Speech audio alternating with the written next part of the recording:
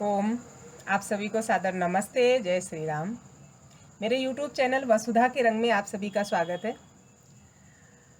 आज हमारे देश के जो प्रधानमंत्री जी हैं माननीय नरेंद्र मोदी जी, वो पूरे भौगोलिक लोक की यात्राएं करते रहते हैं। अन्य देशों के साथ संबंधों को मधुर करना, व्यापारिक नीतियां बनाना, राजनीति से संबंधित बहुत सारी नीतियां तय करना, ये सारी चीज़ें करते रहते हैं जो हमारी देश की जनता को अच्छा लग रहा है। मैं अपने पुस्तक श्रृंखला के अंतर्गत सत्यार्थ प्रकाश ग्रंथ से दशम समुल्लास लेके आई हूँ। अब आप कहेंगे इसका संबंध हमारे प्रधानमंत्री नरेंद्र मोदी जी से क्या है, तो उसमें एक ऐसा प्रकरण आया कि मुझे वर्तमान की स्थिति और उस स्थिति में कुछ मन किया कि आज की स्थिति को और उस स्थिति को दोनों को कहाँ कहाँ पर समान बन रही है, इस विषय में कुछ बात की जाए। इससे पहले तो बता दूं, सत्यार्थ प्रकाश के दशम समुल्लास से मैं आधा पाठ ही लेके आई हूँ, आधा समुल्लास की कुछ कड़ियाँ लेके आई हूँ, जिसमें से आपके कुछ प्रश्नों के उत्तर मिल सकते हैं। उनमें से कुछ नहीं, पुनः कहूँगी कि आपके बहुत सारे प्रश्नों के उत्तर मिल सकते हैं, परंतु मैं कुछ प्रश्नों को लेकर आई हूँ कि आपके किन किन प्रश्नों के उत्तर मिल सकते हैं। इसके बाद बताऊँगी कि मैंने माननीय प्रधानमंत्री जी का नाम क्यों लिया। एक तो आपका प्रश्न है आचार और अनाचार क्या है, इसका उत्तर आपको मिल सकता है। जीवन में कभी निष्काम हुआ जा सकता है या नहीं, इसका उत्तर मिल सकता है।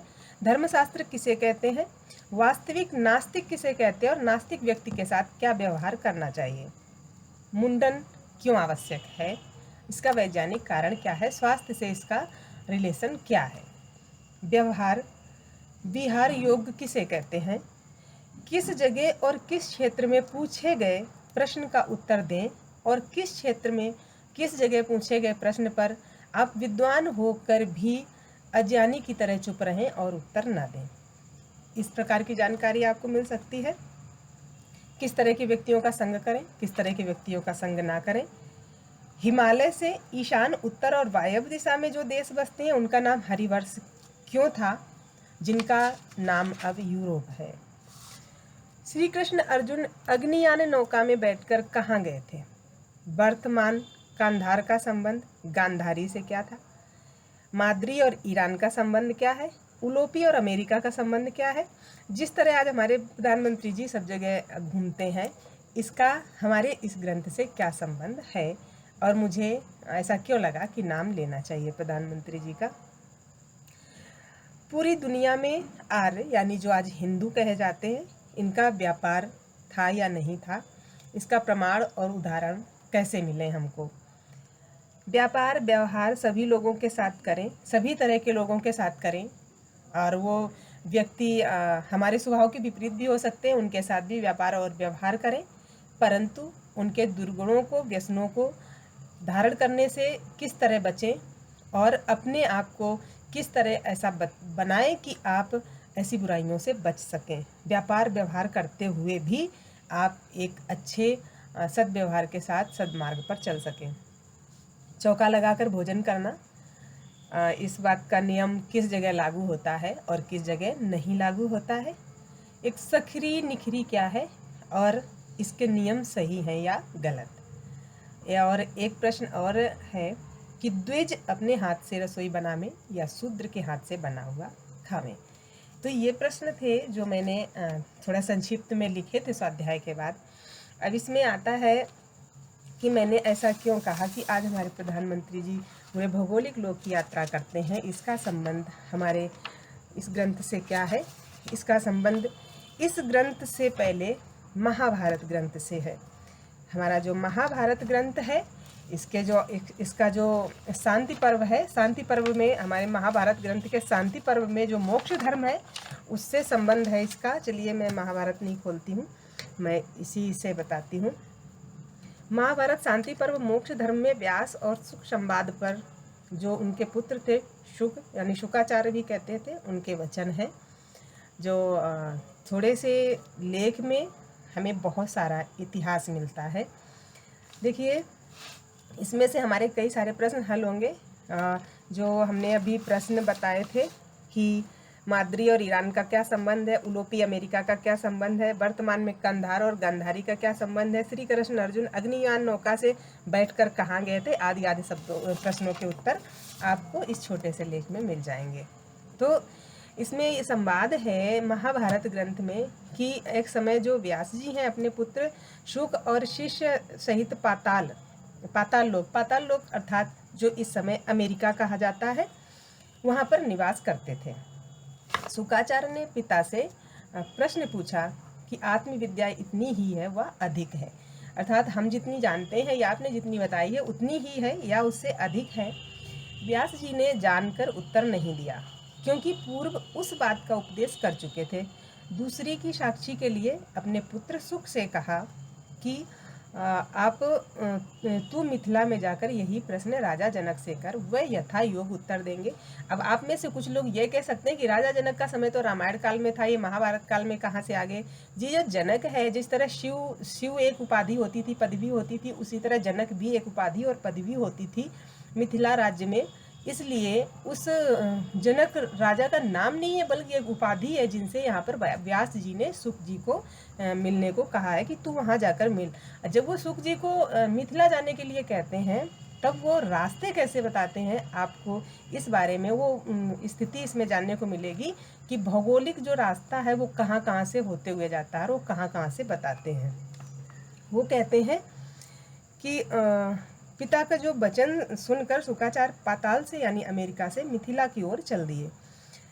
पिताजी के बताए अनुसार जो रास्ता है, प्रथम मेरू अर्थात हिमालय से ईशान दिशा में, हमारी जो दिशाएं होती हैं पूर्व पश्चिम उत्तर दक्षिण नैऋत्य ईशान वायव्य और अग्नि, तो इसमें दिशा का नाम बता रहे हैं कि प्रथम मेरू अर्थात हिमालय से ईशान, उत्तर और वायव्य दिशा में जो देश बसते हैं उनका नाम हरिवर्ष था। वहाँ से होते हुए जाने को कहते हैं कि तू यहाँ से जाएगा। तो जो इस दिशा में देश बचते हैं उनका नाम था हरिवर्ष। हरिवर्ष क्यों नाम था, अर्थात हरि कहते हैं बंदर को। उस देश के मनुष्य अभी भी रक्त मुख बंदर के समान भूरे नेत्र युक्त होते हैं, जिन देशों का नाम इस समय यूरोप है। उन्हीं को संस्कृत में हरिवर्ष कहते थे। उन देशों को देखता हुआ और जिनको हूड़ यानी यहूदी कहते हैं, उन देशों को देखकर चीन में आए, चीन से हिमालय और हिमालय से मिथिलापुरी को आए। ये तो हुआ कि वो किस तरह मिथिलापुरी पहुँचे। आगे और प्रश्नों के उत्तर आपको मिलेंगे। यहाँ पर श्री कृष्ण और अर्जुन का वर्णन आता है। अग्नियान नौका, जब महाराज युधिष्ठिर जो है यज्ञ में उद्दालक ऋषि को बुलाया, उन्होंने उद्दालक ऋषि को जब आना था तो अमेरिका से यानी पाताल लोक से, तब अर्जुन जी और जो भगवान श्री कृष्ण हैं ये लोग अश्वतरी अर्थात जिसको अग्नियान नौका कहते हैं उसमें बैठकर पाताल लोक गए थे उद्दालक ऋषि को लेने। तो हमारे जो भी पूर्वज थे वो इतनी दूर दूर अन्य देशों में घूमते थे, तो इससे साफ जाहिर होता है कि कोई पैदल तो जाते नहीं होंगे। हमारी टेक्नोलॉजी बहुत मजबूत थी, जो इतनी दूर दूर की यात्राएं बड़ी आसानी से बड़ी जल्दी कर लिया करते थे। अब आता है गांधार का संबंध। कंधार जिसे कहते हैं, धृतराष्ट्र का विवाह गांधार जिसको कंधार कहते हैं वहाँ की राजपुत्री से हुआ था। माद्री जो कि पांडु की पत्नी थी वो ईरान के राजा की कन्या थी। अर्जुन का विवाह मैं पहले भी डाल चुकी हूँ वीडियो में कि उलोपी जो थी वो अमेरिका यानी पाताल लोक नागवंश से संबंधित थी। वहाँ के राजाओं के पीछे नागवंशी शब्द लगाया जाता था। तो उलोपी का संबंध आज वर्तमान के अमेरिका यानी पाताल लोक से था। जो इस तरह के संबंध ना होते कि पूरे भूगोल लोक पर हमारे पूर्वज ना घुमा करते, तो इस तरह का वर्णन महाभारत में क्यों आता। तो इस तरह से हमारे जो पूर्वज थे वो विदेशों तक जाते थे, योग्य विवाह भी करते थे, वहाँ की राजकुमारियों से, वहाँ की महिलाओं से व्यापार भी करते थे, व्यवहार भी करते थे। हर तरह के टेक्नोलॉजी का आदान प्रदान होता था, व्यापार का आदान प्रदान होता था। और जब हम अपने शास्त्र पढ़ते हैं, अपने ग्रंथ पढ़ते हैं तो पढ़कर बड़ा ही गर्व की अनुभूति होती है, बहुत ही अच्छा लगता है। और हमें ये भी पता चलता है कि हमारी टेक्नोलॉजी कितनी मजबूत थी और हम ये सोचने पर मजबूर हो जाते हैं कि ये कैसे गायब हुई और हमारा इतिहास क्या है। तो ये जानना बहुत आवश्यक है। इस तरह का ये काफ़ी सारा इसमें जोड़ दिया है इन्होंने इतिहास 2-3 पन्नों में। और बाकी पढ़ने के लिए आप महाभारत का ग्रंथ पढ़ सकते हैं। और ये जो वर्णन है ये शांति पर्व के मोक्ष धर्म में व्यास और सुख संवाद का वचन है। एक प्रश्न का उत्तर यहाँ पर और क्लियर करूँगी। एक प्रश्न था यहाँ पर कि द्विज अपने हाथ से रसोई बनाए या शूद्र के हाथ का बना खाएं। इसमें स्वामी जी स्पष्ट कहते हैं कि शूद्र के हाथ का बना खाएं। इसमें शूद्र का अर्थ क्या है? आज जो समय परिस्थिति के अनुसार बिगड़ गया वो नहीं है। शूद्र का अर्थ सिर्फ ये होता था कि जो स्वाध्याय न करे, चिंतन न करे, अध्ययन न करे, जिसका मन न लगे पढ़ाई में, स्वाध्याय, चिंतन, अध्ययन इत्यादि में, वो सेवा कार्य करता था। बाकी वो कोई भी ऐसा नहीं था कि उसको अपमान की दृष्टि से देखा जाए या वो नीचा था, ऐसा कुछ नहीं था। वो विद्वजनों की, क्षत्रियों की और अन्य तीनों वर्णों की सेवा करे। तो यहाँ पर स्वामी जी स्पष्ट लिखते हैं कि जो अन्य वर्ण है वो अपने अपने कार्यों में व्यस्त हैं, पढ़ने पढ़ाने में, राज्यकाज संभालने में, व्यापार करने में। तो उनके यहाँ पर व्यवस्थाएं करने के लिए, सेवाएं करने के लिए, पाकशास्त्र पाकशाला में सेवाएं देने के लिए सेवा भावी व्यक्तियों की आवश्यकता होती है और उन्हीं के द्वारा भोजन बनना चाहिए। लेकिन भोजन बनाते समय बाल बंधे होने चाहिए, कपड़े से ढके होने चाहिए, मुंह पर कपड़ा होना चाहिए ताकि हमारी श्वास भी है जो उसका स्पर्श भोजन में ना हो और हमारे भोजन में जो भी व्यक्ति बना रहा है उसके स्वास्थ्य से संबंधित कोई भी हानिकारक तत्व या बीमारियां भोजन में प्रविष्ट ना करें। इस तरह का वो वैज्ञानिक कारण बताते हैं, बहुत ही सुंदर। तो आज जो दशम समोल्लास है उसमें हमने इतनी ही कड़ियाँ डालनी है, बाकी आधा समोल्लास अभी रह गया है। देखते हैं इसमें आगे क्या दिया हुआ है। तब तक के लिए आप लोगों को पुनः सादर नमस्ते। जय श्री राम।